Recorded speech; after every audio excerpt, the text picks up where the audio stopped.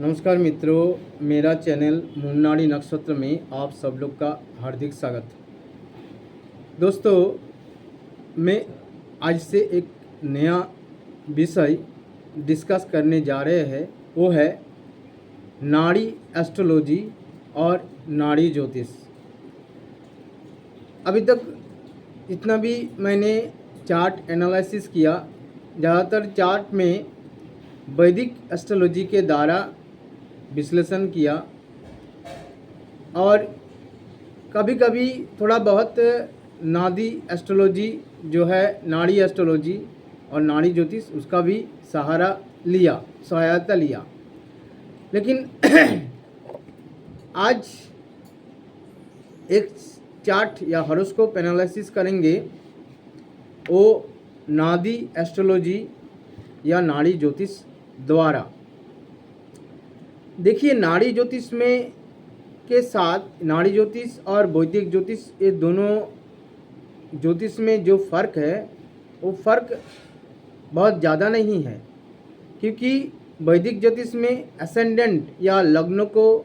देखा जाता है, लेकिन नाड़ी एस्ट्रोलॉजी में कोई लग्न नहीं देखा जाता है। लग्न का कोई हिस्सा भी, मतलब लग्न का कोई मेंशन ही नहीं रहता, उसका उल्लेख भी नहीं रहता है, और लग्न से हिसाब या प्रेडिक्शन भी नहीं किया जाता है। इसमें क्या देखा जाता है? ग्रहों की कारकत्व को देखा जाता है, और सर्वोपरि जुपिटर अर्थात गुरु का पोजीशन, गुरु कहाँ है, क्योंकि नाड़ी ज्योतिष में गुरु को लग्न पकड़ के और लग्न एज्यूम करके पूरा चार्ट या हॉरोस्कोप का विश्लेषण किया जाता है। और नाड़ी एस्ट्रोलॉजी में ग्रहों का कारकत्व, पॉजिटिव ऑफ प्लैनेट्स और कैरेक्टरिस्टिक्स और सिग्निफिकेंस ऑफ प्लैनेट्स, राशि, इसका बहुत ही इम्पोर्टेंस है। बाकी सब कुछ वैदिक एस्ट्रोलॉजी जैसा ही है। इसमें ऐसा नहीं है कि वैदिक एस्ट्रोलॉजी के साथ नाड़ी एस्ट्रोलॉजी का कोई विरोध या संघात है, उसमें कोई विरोध नहीं है, लेकिन लग्न यहाँ पर काउंट नहीं किया जाता है और लग्न के हिसाब से कैलकुलेशन नहीं किया जाता है या प्रेडिक्शन नहीं किया जाता है। तो दोस्तों देखिए, यह एक चार्ट है। यदि इस चार्ट में जो मेष राशि में दो ग्रह, एक चंद्रमा एक शुक्र, दो ग्रह बैठा है, और कर्क राशि में मंगल एवं शनि दो ग्रह बैठा है, एवं सजिटेरियस अर्थात धनु राशि में गुरु बैठा है, कुंभ राशि एक्वेरियस में मरकरी बुध बैठा है, और सूर्य ग्रह सन मीन राशि या पिसेस साइन में बैठा है। तो देखिए, इस चार्ट में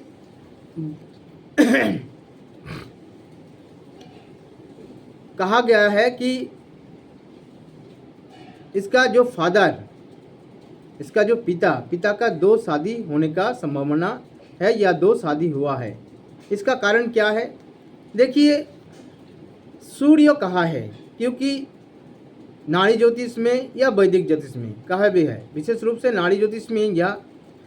सूर्य ग्रह से पिता को देखा जाता है, सूर्य ग्रह से। तो देखिए, सूर्य अर्थात सन प्लैनेट मीन राशि में है, फिशेस साइन। मीन राशि एक ड्यूअल साइन, द्वैत राशि है, दैत्यक राशि, द्विस्वभाव राशि है। तो अगर पिता का कारक-ग्रह द्विस्वभाव राशि में बैठते हैं, तो पिता रिलेटेड जो विषय है, अर्थात पिता का दो भाई हो सकता है, मतलब उनका दो भाई है, या उनका दो मकान रह सकता है, उनका दो शादी हो सकता है, मतलब पिता रिलेटेड मैटर्स जो होगा, वह विषय या वस्तु होगा, वो दो होने का संभावना ज़्यादा रहता है। एवं ये देखिए, सूर्य की द्वितीय भाव धनस्थान या कुटुंब स्थान,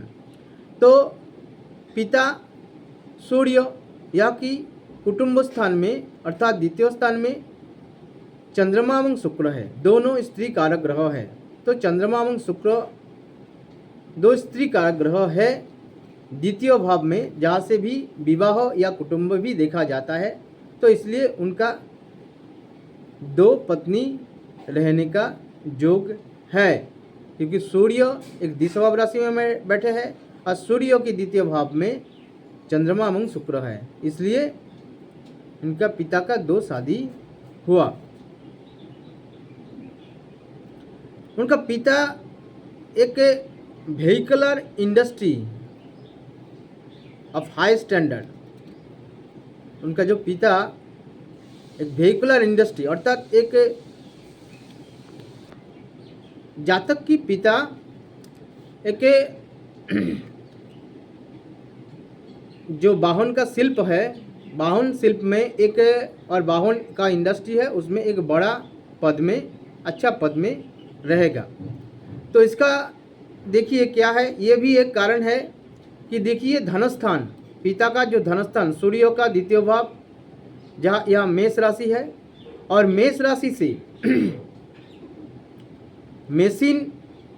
या मशीन रिलेटेड विषय या वस्तु को देखा जाता है, या मशीनरी जो पार्ट्स है उसको देखा जाता है। तो मेष राशि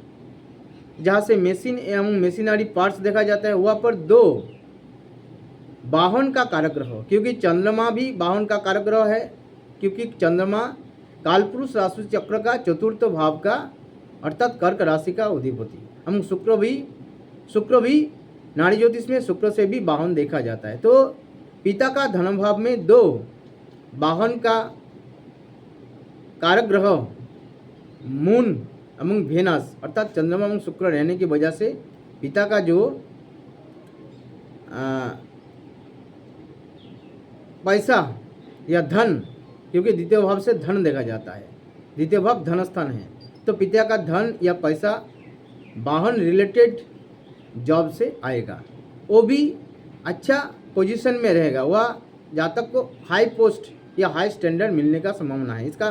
कारण ये है चंद्रमा एवं शुक्र के ऊपर गुरु की पंचम दृष्टि है। गुरु सजिटेरियस में अर्थात दोनों राशि में अपने ही राशि में सौ राशि में बैठा है एवं पंचम दृष्टि से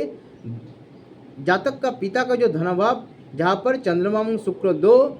वाहन का कारक ग्रह है, उसके ऊपर गुरु का पंचम दृष्टि है, इसलिए पिता का जो पोजीशन या जॉब में जो पोजीशन होगा वो अच्छा होगा। इसके साथ उनका ये जो चार्ट है एक फीमेल चार्ट है, अर्थात एक जातिका का चार्ट है फीमेल का। तो यह देखिए, जो अगर फीमेल का चार्ट है तो कोई भी अगर फीमेल का चार्ट है उसका पति हस्बैंड मंगल से देखा जाता है, मार्स प्लैनेट। तो यह देखिए मंगल जो है कर्क राशि में बैठा है, मंगल कर्क राशि में बैठा है। तो उनका हस्बैंड के बारे में ये कहा गया है कि उनका हस्बैंड एक गारमेंट का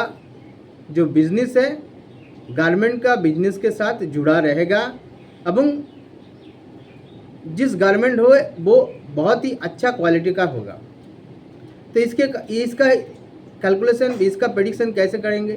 क्योंकि मार्स देखिए, मार्स एक जल राशि चंद्रमा का राशि कर्क राशि में बैठा है।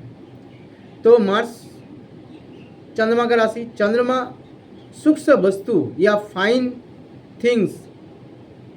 बहुत ही सॉफ्ट एंड मुलायम जो वस्तु है वो चंद्रमा से देखा जाता है, जैसे कपड़ा,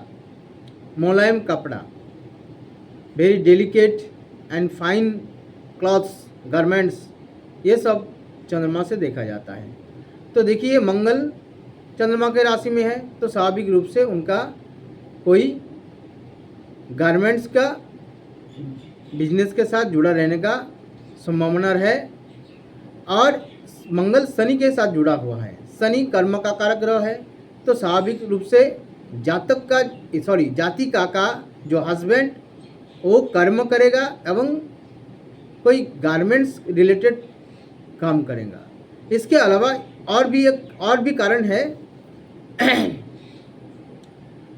मंगल की छठे भाव में गुरु अपने ही राशि में बैठा है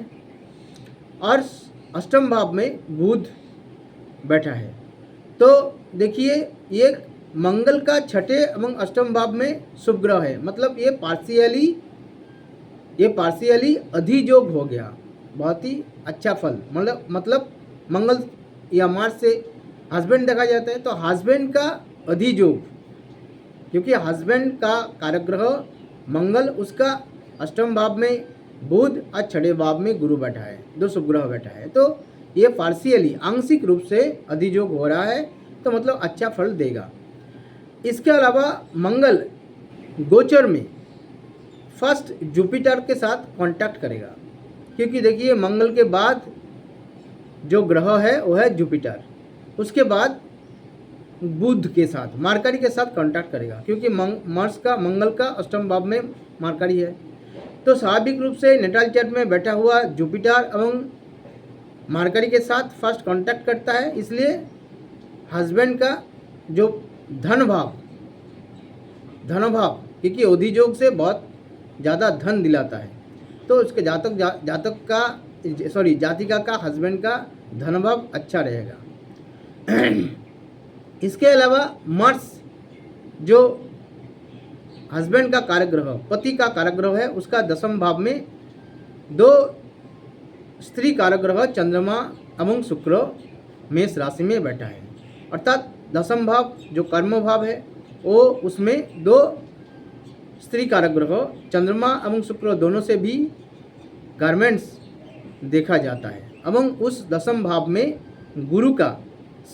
राशि में बैठा हुआ, अर्थात धनु राशि में बैठा हुआ गुरु का पंचम दृष्टि है। तो मतलब हस्बैंड का जो दसम भाव है वो बलवान है, उसमें तीन शुभ ग्रह चंद्रमा शुक्र एवं गुरु का प्रभाव है, एवं तीनों ही गारमेंट्स को दिखाता है। विशेष रूप से गुरु जो है गुड क्वालिटी गारमेंट्स को शो करता है, तो इसलिए जातक का गारमेंट का बिजनेस होगा और गारमेंट्स का बिजनेस के साथ या जॉब के साथ रिलेटेड होगा एवं अच्छा क्वालिटी का गारमेंट होगा। अभी देखेंगे इसके बाद जो जाति का है उसका यूरिन अर्थात मूत्र का कोई बीमारी, मूत्र को अर्थात मूत्राशय, मूत्रनाली या किडनी, मतलब मूत्र का कोई डिजीज या बीमारी होने का संभावना रहेगा, वो भी शादी के बाद।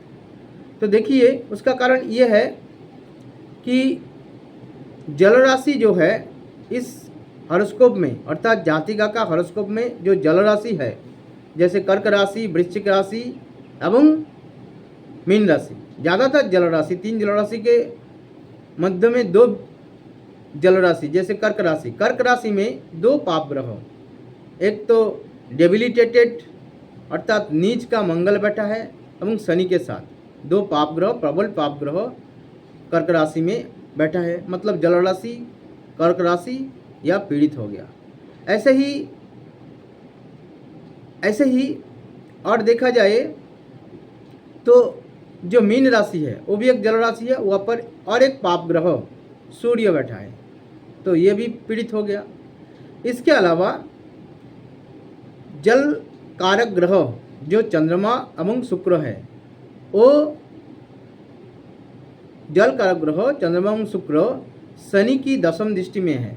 शनि नीच मंगल के साथ जुड़ा हुआ है, नीच का मंगल के साथ जुड़ा हुआ है, एवं दसम दृष्टि से दो वाटरी प्लैनेट्स अर्थात जल का कारक ग्रह चंद्रमा एवं शुक्र को दृष्टि दे रहा है। तो इसके अलावा क्योंकि देखिए जल राशि जब पीड़ित होता है तब मूत्र और यूरिनरी डिजीज होने का, बीमारी होने का बहुत ही संभावना रहता है। तो यहाँ पर देखिए जल राशि एवं जल का कारक ग्रह चंद्रमा एवं शुक्र बहुत ज़्यादा पीड़ित है, इसलिए जातक इसलिए जातिका का मूत्र रोग होने का संभावना है, वो भी शादी के बाद, क्योंकि शादी के बाद जो शुक्र विशेष रूप से चंद्रमा एवं शुक्र दोनों ही, क्योंकि स्त्री कारक ग्रह है, विशेष रूप से शुक्र, क्योंकि शुक्र पत्नी या पति का कारक ग्रह है, तो शादी के बाद